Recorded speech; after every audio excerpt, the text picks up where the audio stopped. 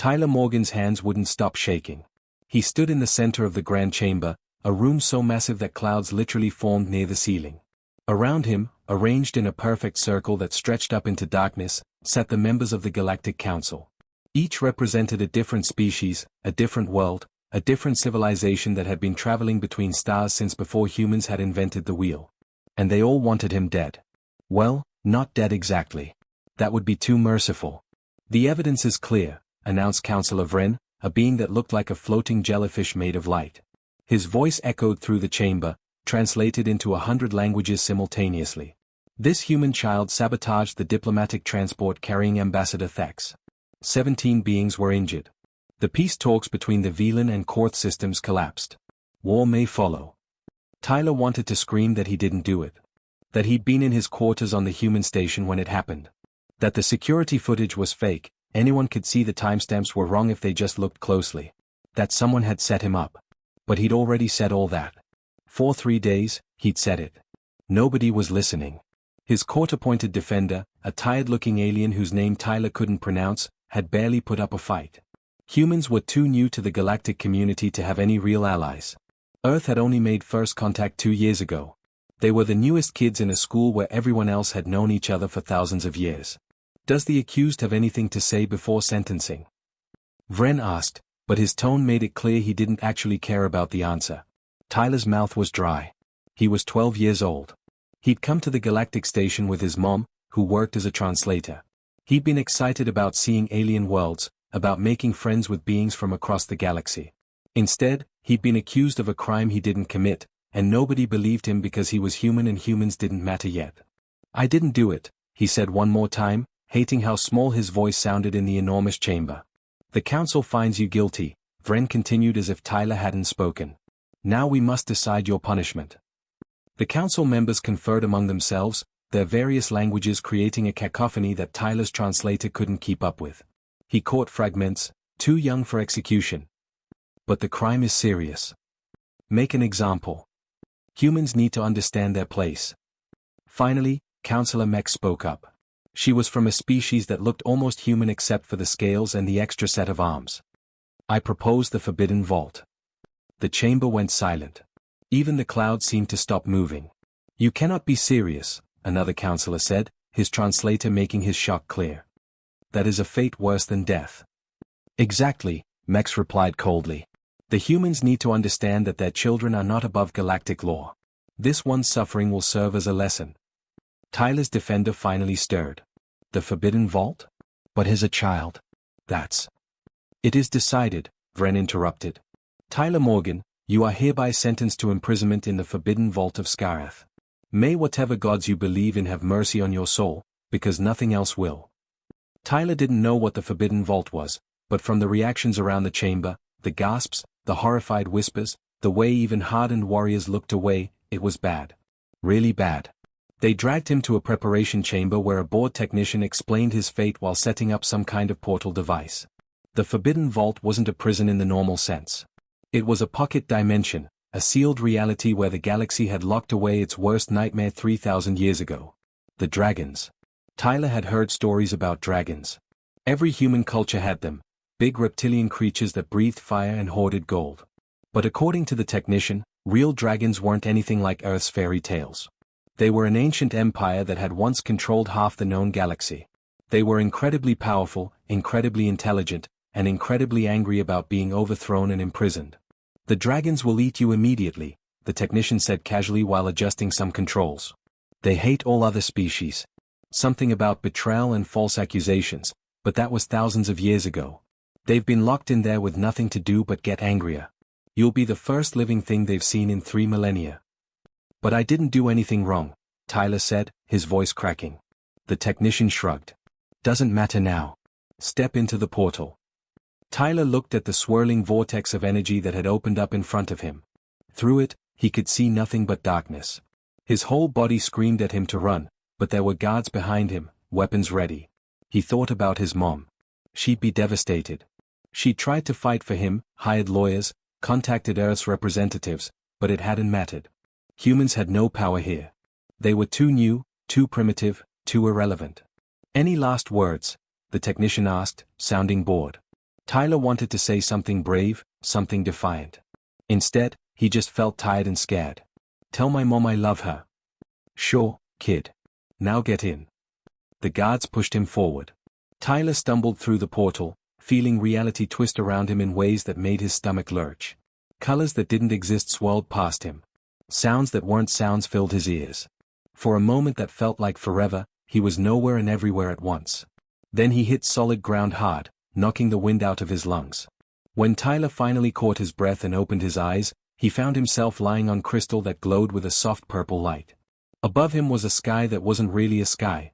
It looked like the aurora borealis had merged with a starfield, constantly shifting and moving. And standing over him, blocking out that impossible sky, was a creature that made every instinct in Tyler's human brain scream in terror. A dragon. It was massive, easily the size of a house, covered in scales that shifted between red and gold. Its eyes were like molten amber, and when it breathed, small flames flickered from its nostrils. Behind it, Tyler could see more dragons, dozens of them, maybe hundreds, all turning to look at the small human boy who'd just appeared in their prison. The dragon leaning over him opened its mouth, revealing teeth longer than Tyler's arm. It spoke in a language that sounded like thunder and avalanches, which Tyler's translator struggled to interpret. Well, the dragon finally said in words Tyler could understand, "This is unexpected." Tyler closed his eyes, waiting for the end. The council had sentenced him to death by dragon. There was no escape, no appeal, no rescue coming. He was 12 years old, innocent of any crime, and about to be eaten by an ancient monster in a prison dimension outside of normal reality.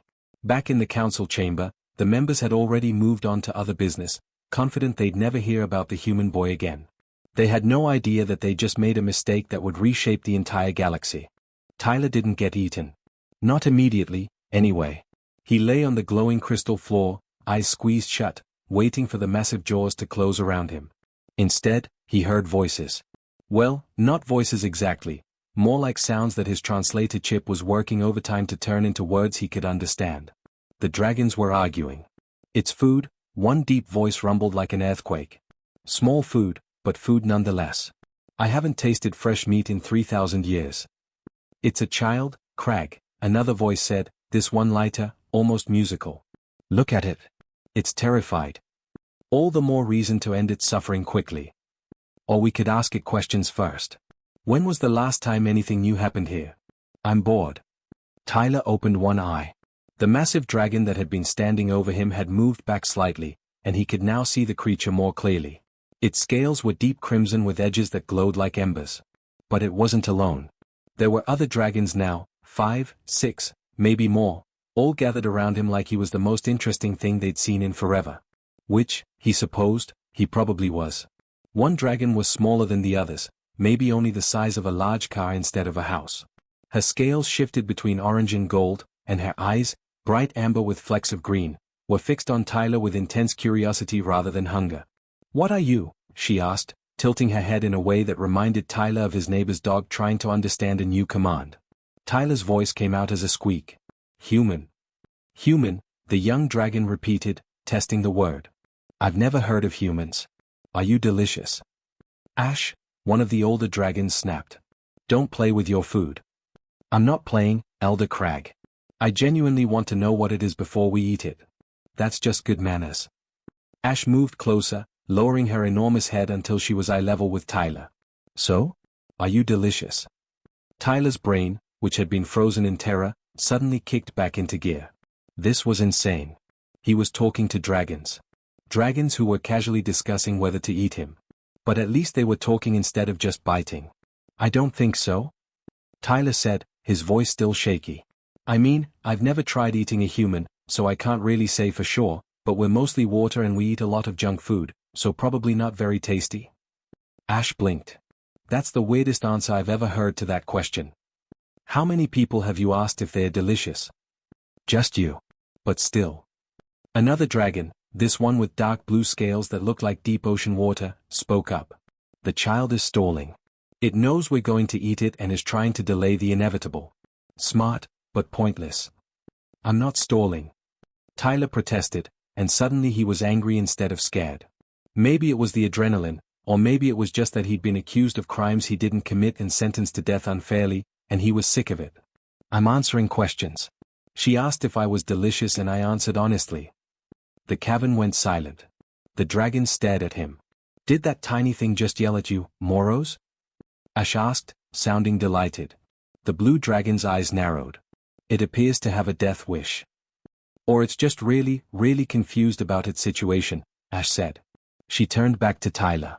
You do know we're dragons, right? Ancient, powerful, incredibly dangerous dragons who have been locked in this prison for 3,000 years with nothing to eat but each other's cooking, which is terrible because none of us can actually cook. I know what you are, Tyler said, his anger giving him courage he definitely shouldn't have. But I also know I didn't do anything to deserve being thrown in here. I didn't sabotage any ship. I didn't hurt anyone. The council just needed someone to blame and I was convenient because humans don't matter to them. That got their attention. All the dragons leaned in closer. The council, Crag rumbled, and there was something dark and bitter in his voice. They still exist, then? Unfortunately, Tyler muttered. And they sent you here? A child? They said it was the worst punishment they could think of. Something about making an example. Tyler looked around at the massive creatures surrounding him. I guess they figured you'd eat me immediately. Ash made a sound that might have been a laugh. They're not wrong. That was the plan. Was? Well, now I'm interested. The council sent us a human child who's angry about injustice. That's either incredibly stupid or incredibly cruel. Ash sat back on her haunches, her tail curling around her feet. Tell me, human Tyler, what is your world like? Tyler didn't know what to say. His brain was still trying to process the fact that he wasn't dead yet. My world. Yes. Where do humans come from? What's your home like? Earth, Tyler said slowly. It's called Earth. It's kind of a mess, actually. Elaborate, another dragon said, this one with silver scales that reflected the strange light of the prison dimension. We have nothing but time. So Tyler talked. At first, his voice was hesitant, but as the dragons listened, actually listened, which was more than the council had done, he found himself opening up. He told them about Earth, about the oceans and mountains, the forests and deserts.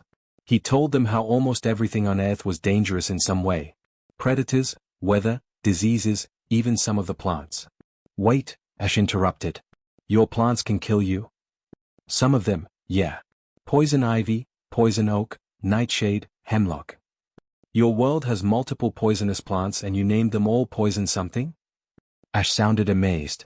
That's either very smart or very lazy. Humans aren't great at naming things, Tyler admitted. We have a bird called a blue-footed booby. The dragons made sounds that Tyler realized were laughter. Actual laughter. These ancient, terrifying creatures were laughing at the name of a bird. Tell us more, Crag commanded, but his voice had lost some of its hardness. Tell us about humans. Tyler told them everything. About how humans had spent most of their history fighting each other over everything. Land, resources, religion, which sports team was better. About how they'd invented incredible things and terrible things, sometimes at the same time. About how they'd nearly destroyed themselves with nuclear weapons but somehow pulled back at the last second. About how they'd finally made it to space only to discover they were the newest and least important species in a galaxy full of civilizations that had been exploring the stars for millennia. You fight each other? Moros asked, sounding intrigued. Constantly? Well, not constantly anymore. We've gotten better. But yeah, for most of human history, there was always a war happening somewhere. Over what? Literally everything. Resources, territory, ideology, revenge for past wars, preventing future wars, whose god was real. You have multiple gods? Ash asked. We have multiple religions that each claim to have the right god or gods. Sometimes the same religion splits into different groups that hate each other more than they hate other religions. It's complicated. The dragons exchanged glances. Tyler couldn't read dragon expressions, but something was clearly passing between them. This is fascinating, the silver dragon said. Your species is somehow more chaotic than ours, and we once had a civil war that lasted 300 years over whether gold or silver was the superior precious metal. Who won? Tyler asked before he could stop himself. No one. That's why we don't talk about it. Tyler found himself almost smiling. These dragons were terrifying, yes, but they were also interesting. They asked questions, made jokes, admitted to stupid historical conflicts. They weren't the mindless monsters the technician had described. "Why are you in here?" Tyler asked suddenly. "The technician said you ruled half the galaxy before you were imprisoned. What happened?" The mood shifted immediately. The dragon's eyes darkened, their bodies tensing. "We were betrayed," Crag said quietly. "Accused of crimes we didn't commit." "Sound familiar?" Tyler's breath caught. "They falsely accused you too?" "The council feared our power," Ash said, her voice bitter despite her youth. "So they fabricated evidence of atrocities, turned the galaxy against us, and sealed us away. We've been here for 3,000 years, waiting for a chance at justice that will never come." Tyler looked around at the dragons surrounding him, powerful, ancient beings who'd been imprisoned based on lies, just like him. He should have been terrified. Instead, he felt something else entirely. He felt like he understood them. 6 months in a dimensional prison changes a person. Tyler had celebrated his 13th birthday surrounded by dragons who had no concept of birthdays but tried their best. Ash had melted some crystal into a crude cake shape. It was the thought that counted. He'd adapted to life in the vault better than anyone expected, including himself.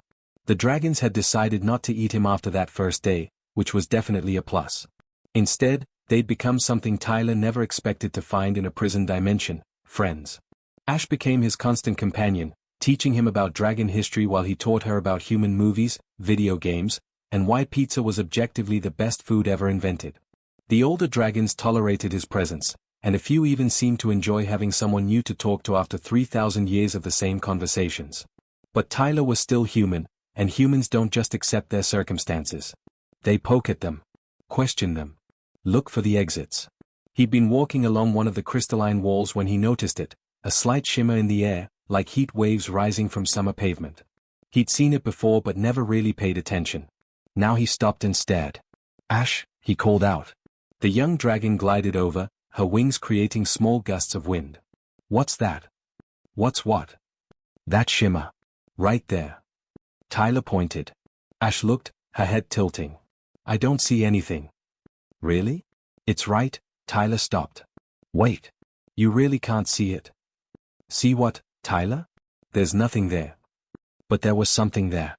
Tyler moved closer, putting his hand near the shimmer. The air felt different, colder, maybe, or thinner. Like there was a seam in reality itself. Over the next few weeks, Tyler found more shimmer spots. 17 of them, scattered throughout the vault. He marked each one using pieces of crystal, and started noticing patterns. The shimmers appeared in places where the geometric structure of the prison was slightly off. Where angles didn't quite add up the way they should. "I think I found something," Tyler announced one day to the assembled dragons. They'd gathered in what they called the Great Hall, a massive cavern where the elder dragons made decisions. Crag looked down at him with mild interest. "Found what, small human?" "Weak spots in the prison. Places where the dimensional barrier isn't as strong." The dragons exchanged glances.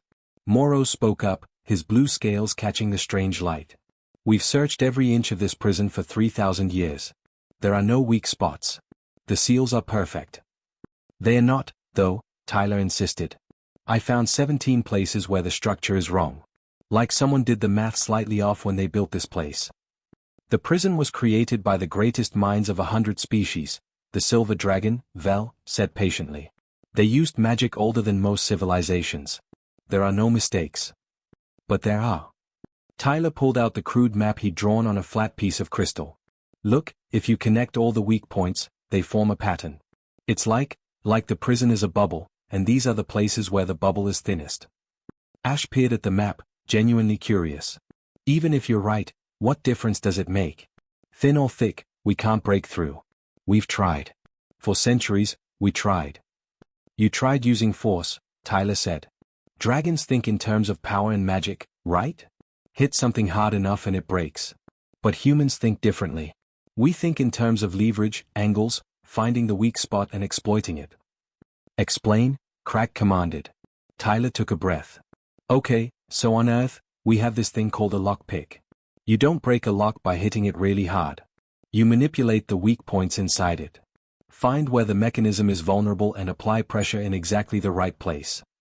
He gestured at his map. "What if we don't try to break the whole prison? What if we just pick the lock?"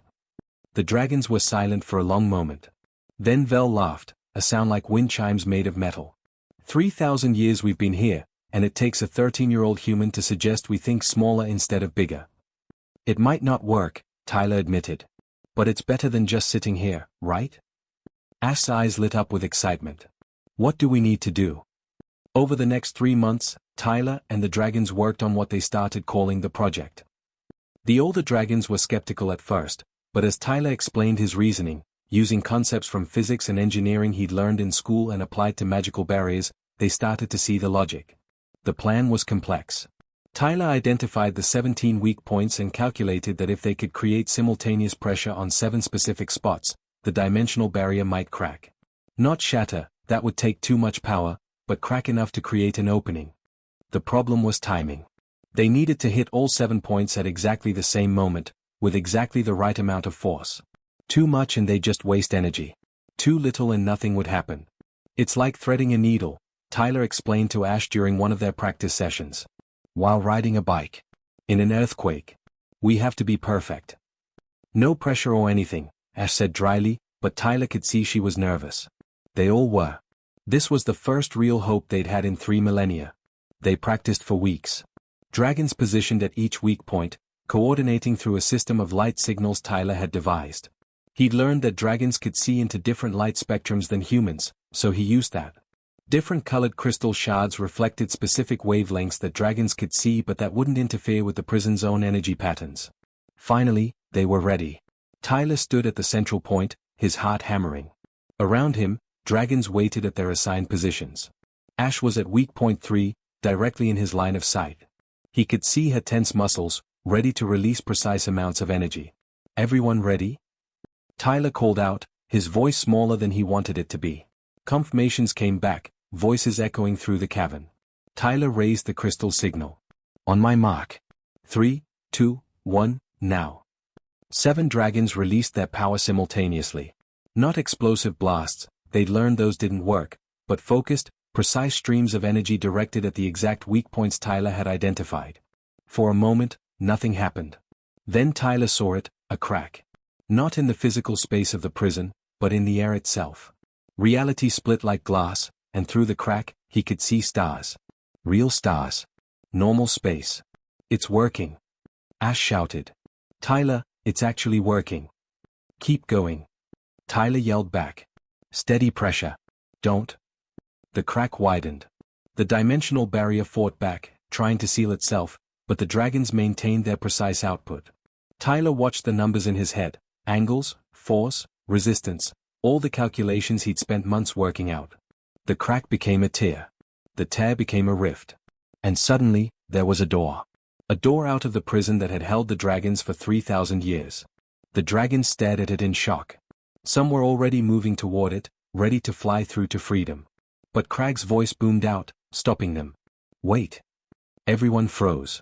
Crag moved to the rift, looking through it at the galaxy beyond. His expression was unreadable.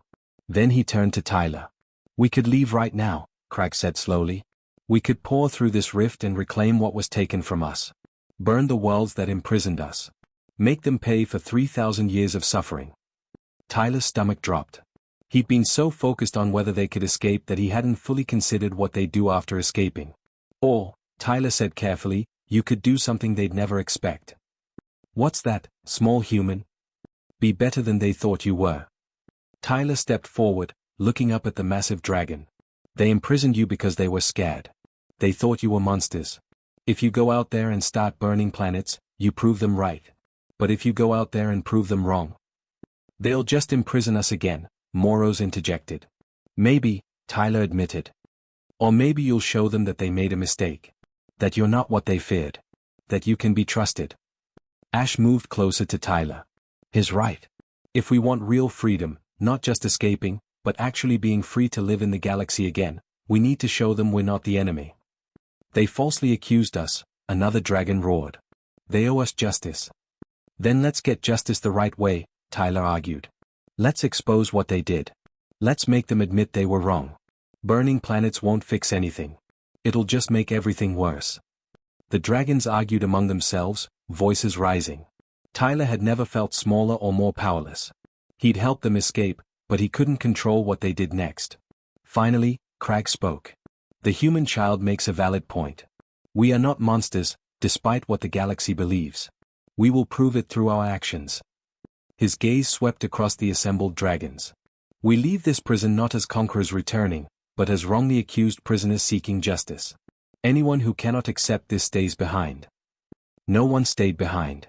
As the dragons began filing through the rift one by one, Ash bent down next to Tyler. You made us promise, she said quietly. Why? Tyler thought about his mom, about Earth, about all the people who'd be terrified if dragons suddenly started burning everything. Because someone needed to. And because you're better than what they think you are. All of you are. Ash nuzzled his shoulder gently, careful not to hurt him with her scales. Come on. Let's go home. I don't know if I have a home anymore, Tyler said. Then we'll make you one. Together, they stepped through the rift. Behind them, the forbidden vault of Scarith stood empty for the first time in 3,000 years. Ahead of them, the galaxy waited, completely unprepared for what was about to happen. The emergency siren started approximately 4 minutes after the dragons emerged from the rift. Tyler heard them through Ash's communicator, a device the dragons had kept from before their imprisonment, somehow still functional after 3,000 years.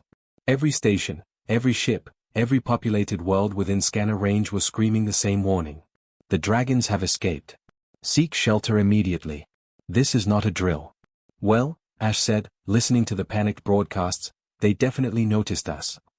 They were floating in space near the outer rim of the Nexar system, far enough from any populated areas that they wouldn't immediately be attacked. Around them, dozens of dragons stretched their wings, actual wings that somehow worked in the vacuum of space, because dragon biology made no sense, but Tyler had stopped questioning it. Crag's voice came through on their shared communication channel. Military vessels are mobilizing.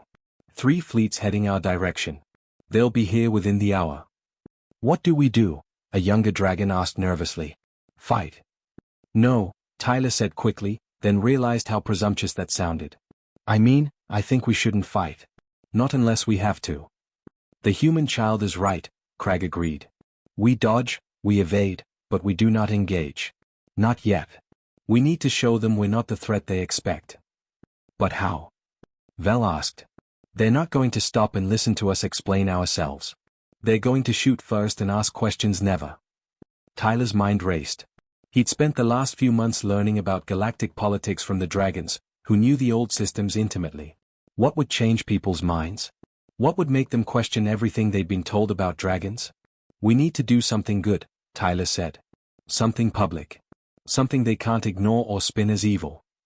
Like what? Ash asked. That's when they heard the distress call. It came through on the general emergency channel, which meant it was broadcasting to anyone who could hear. A mining colony on the edge of the Nexar system was under attack. Pirates had overwhelmed their defenses and were demanding all their refined minerals. 23 miners were trapped in a collapsed section, and the pirates weren't letting rescue teams through. Tyler looked at Ash. Ash looked at Tyler. They both grinned. That's what we do, Tyler said. 15 minutes later, 5 dragons descended on the mining colony like meteors. The pirates, who'd been in the middle of loading stolen cargo, froze when they saw the massive creatures approaching. One pirate actually dropped his weapon and just stood there with his mouth open. Ash landed first, directly in front of the pirate captain's ship. The ground shook from the impact. She was easily 10 times the size of the ship, her golden scales glowing in the colony's artificial light. Leave, she said simply, her voice amplified by the translator everyone in the galaxy used. Now. The pirate captain, a Korth with more greed than sense, activated his ship's weapons. You don't scare me, dragon. My shields can. Moros landed next to Ash, his blue scales creating a striking contrast. Your shields can what? Withstand temperatures of 15,000 degrees? Because that's what my breath weapon produces. Would you like a demonstration? We're not here to hurt you, Tyler's voice came through the communication system. He was riding on Ash's back, which still felt absolutely insane but had become normal over the past months. We're here to stop you from hurting these people. You can leave peacefully or, well, there's no or. You're leaving. The only question is whether you leave conscious. The pirates looked at each other. At the dragons. At their comparatively tiny weapons. At more dragons landing around the colony, effectively surrounding them. They left. Fast. As soon as the pirate ships disappeared into hyperspace, the dragons got to work. Tyler coordinated with the colony's administrator, a trembling Velix who kept asking if they were going to eat everyone. "We're here to help," Tyler said for the 5th time. "The trapped miners, where are they?" The administrator pointed to a collapsed section of the mine. 40 feet down. The structural supports failed. "We can't get equipment in there without causing another collapse." Crag studied the situation, his ancient eyes calculating angles and weight distribution. "We can lift the debris. Carefully. Vel, Moros, with me. The rest of you, stabilize the surrounding structure." Tyler watched in awe as the dragons worked with incredible precision. They didn't just tear into the collapsed mine with brute force. They carefully removed debris piece by piece, with Crag using some kind of magic to hold the surrounding rock steady.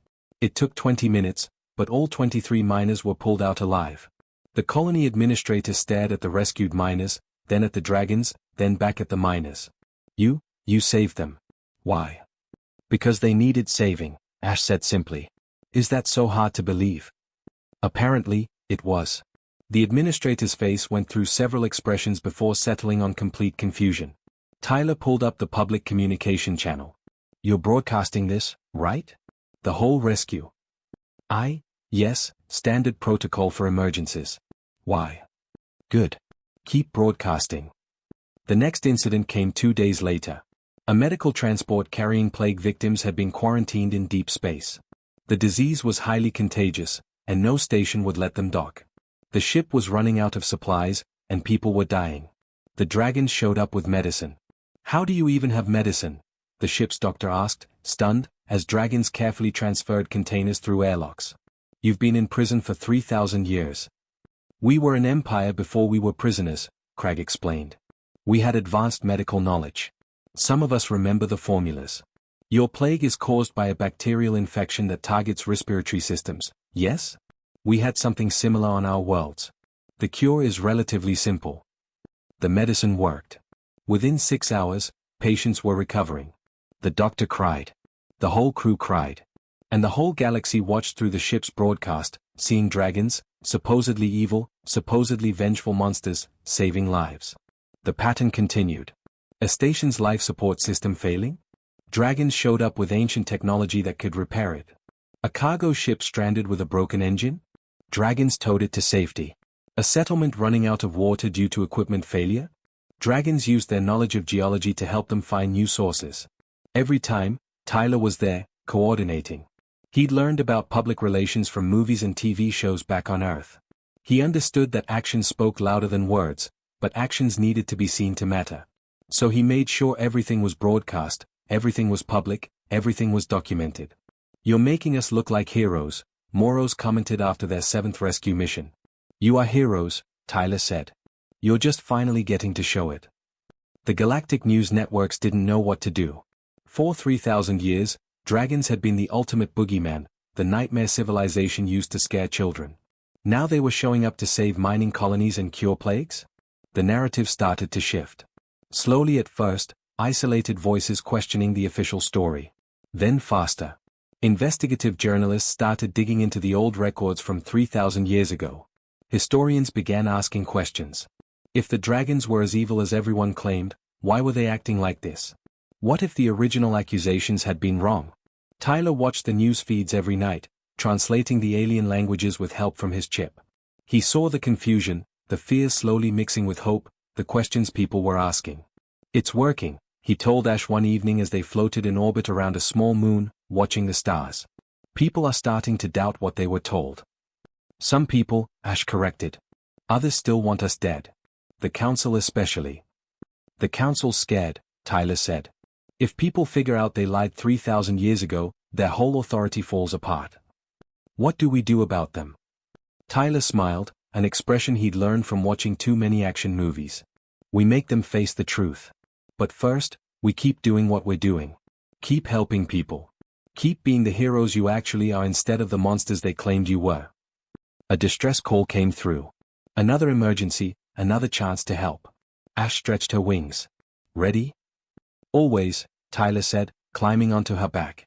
As they flew toward the next rescue, Tyler thought about his mom, about Earth, about the council that had sentenced him to death for a crime he didn't commit.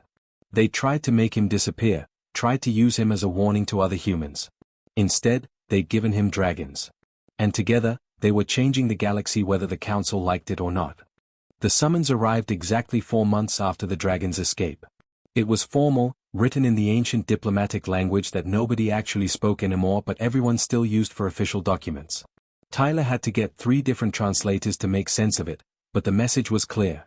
The Galactic Council requested the immediate presence of the dragon leadership and their human associate for emergency negotiations. "It's a trap," Morrow said immediately when they gathered to discuss it. "Obviously it's a trap," Vel agreed. "They're terrified of us. 4 months of watching us save people instead of eating them has made them look like liars. They need to regain control of the narrative." Tyler sat cross-legged on a crystal platform, surrounded by dragons who were each big enough to accidentally step on him. Over the past months, he'd grown used to being the smallest person in any room. "So we don't go?" "We have to go," Crag rumbled. "If we refuse, they'll spin it as proof that we're afraid or planning something sinister. But we go prepared." "Prepared how?" Ash asked. She was lying next to Tyler, her massive head resting near him. They'd become inseparable over the months, the young dragon and the human boy who'd helped free her people. Tyler had an idea, but it was crazy. Then again, everything about his life for the past year had been crazy. What if we don't go there to negotiate? The dragons looked at him. What if we go there to put them on trial? 3 days later, Tyler stood in the Grand Chamber for the second time in his life. The first time, he'd been a scared 12-year-old kid being sentenced to death. Now he was 14, and he wasn't scared anymore. Angry, yes. Nervous, definitely. But not scared. Ash stood beside him, with Crag and 4 other elder dragons arrayed behind them.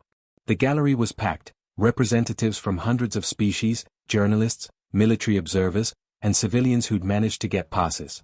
Everyone wanted to see this confrontation. The council sat in their elevated positions, looking down at Tyler and the dragons.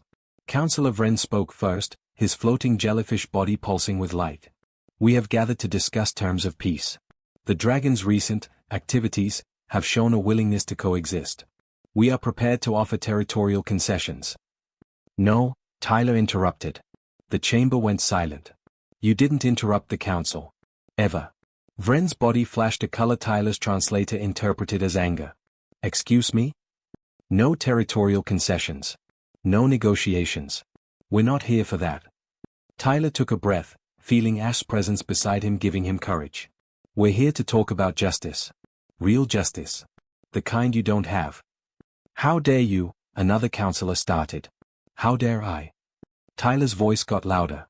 "You falsely accused me of a crime I didn't commit. You sentenced a 12-year-old kid to death without real evidence. You threw me into a prison dimension hoping I'd be eaten. And you did it to make an example, to keep humans in their place. That was a legitimate judicial process. It was murder with extra steps." Tyler shot back. "And it wasn't the first time. Want to know what I've been doing for the past 4 months besides helping dragons save people? Research." Tyler pulled up a holographic display. Ash had helped him compile everything, accessing old records from the dragon's archives. Records that went back thousands of years and hadn't been destroyed when the dragons were imprisoned. The dragons kept meticulous records, Tyler continued, his voice steady now. They recorded everything, including their own trial. The trial where you accused them of destroying the Vela civilization. Images appeared in the holographic display, ancient documents, recordings, evidence from 3,000 years ago. But the Vela aren't destroyed. They're still around. You know how I know? Because there's a Vela representative sitting in this chamber right now. Tyler pointed to a crystalline being in the gallery. Want to explain that, Council? Vren's light pulsed rapidly. The charges against the dragons were verified by multiple independent sources that you controlled. Crag's deep voice filled the chamber. We've had 3,000 years to think about our trial. We remembered things. Inconsistencies. Evidence that didn't add up. And now, with access to modern databases again, we found proof. More holograms appeared. Messages between council members from 3 millennia ago, discussing how to neutralize the dragon threat before they became too powerful to control. Plans to fabricate evidence. Agreements to falsify testimony. The gallery erupted in noise. Journalists were recording everything. Representatives were shouting questions. The council members were trying to restore order, but chaos had taken hold. Tyler pressed on. It wasn't just the dragons. Over the past 3,000 years, you've done this to dozens of species. The Corthan Rebellion? You provoked it, then crushed them and took their resources. The Nexar incident? False flag operation. The Thelian purge? Based on fabricated intelligence. We have proof of all of it. These are lies. Councillor Mex shouted, her scales flushing dark red. Propaganda designed to undermine legitimate authority. Then let's verify it, Tyler said calmly. Let's have independent investigators go through the evidence. Let's have open trials. Let's have actual justice instead of whatever this is. He gestured around the chamber. You call this government? It's just the powerful crushing the weak and calling it law. You maintain control through fear and manipulation. You falsely accuse anyone who threatens your authority and make them disappear. Tyler's voice softened slightly. I was supposed to disappear. A human kid nobody would miss. You'd make an example of me, scare Earth into compliance, and move on. But you made a mistake. You threw me to the dragons, and instead of eating me, they became my friends. They taught me their history. They showed me the truth. Ash spoke up, her voice carrying through the chamber. We could have emerged from that prison seeking revenge. We had 3,000 years of rage built up. But this human child taught us something better. He taught us that being right isn't enough, you have to show people you're right. That actions speak louder than words. That real change comes from proving yourself through helping others, not destroying them. So we helped, Crack continued. We saved lives. We cured diseases. We protected the weak. And people noticed. They started asking questions. If we're the monsters you claimed, why are we acting like heroes? Tyler pulled up news feeds from across the galaxy. Protests on hundreds of worlds. People demanding investigations into council corruption. Species who'd been suppressed for centuries finding their voices. The dragon's redemption story had inspired something bigger, a movement. You can't stop this, Tyler said, looking directly at Vren. The truth is out. People know what you did to the dragons. They're learning what you've done to countless others. Your authority is built on lies, and lies don't last forever. What do you want? Vren asked, his light dimming. He sounded tired suddenly, and old. I want what I wanted when I was 12 years old, standing in this chamber being falsely accused, Tyler said. Justice. Real justice. A system that actually protects people instead of controlling them. He gestured to the dragons beside him. Here's our proposal. The council voluntarily dissolves. We establish a new federation, one with real representation for all species, not just the powerful ones. Independent courts with transparent processes. Protections against the kind of corruption that's been running things for millennia. And if we refuse? Mex asked, her voice dangerous. Then we support revolution, Ash said simply. We won't lead it. We won't burn cities or destroy fleets. But we'll support the people who are already rising up against you. We'll protect them when you try to crush them. We'll give them the technology and knowledge they need to defend themselves. That's a threat, another counselor accused. That's a promise, Craig corrected. You taught us that power without justice is just tyranny. Now the galaxy is learning the same lesson. The chamber was silent except for the whispered conversations in the gallery. Tyler watched the council members looking at each other, having silent conversations through their various forms of communication. Finally, Vren spoke. You're asking us to give up everything we've built. We're asking you to give up a corrupt system, Tyler corrected. You can be part of building something better, or you can cling to power until it's torn from you. Your choice. The vote took 3 hours. It wasn't unanimous. Several council members refused to participate, storming out of the chamber in protest. But in the end, enough voted in favor. The Galactic Council, which had ruled for over 5,000 years, agreed to dissolve itself. Tyler stood with Ash as the announcement was broadcast across the galaxy. Celebrations erupted on hundreds of worlds. Some species mourned, they'd benefited from the old system and feared change. But most people celebrated the possibility of something better. Did we just overthrow a government? Ash asked quietly. We just helped people overthrow their own government, Tyler corrected. There's a difference. Crag approached them, his ancient eyes showing something that might have been pride. You did well, human child. Both of you did. What happens now? Tyler asked. Now comes the hard part, Crag said.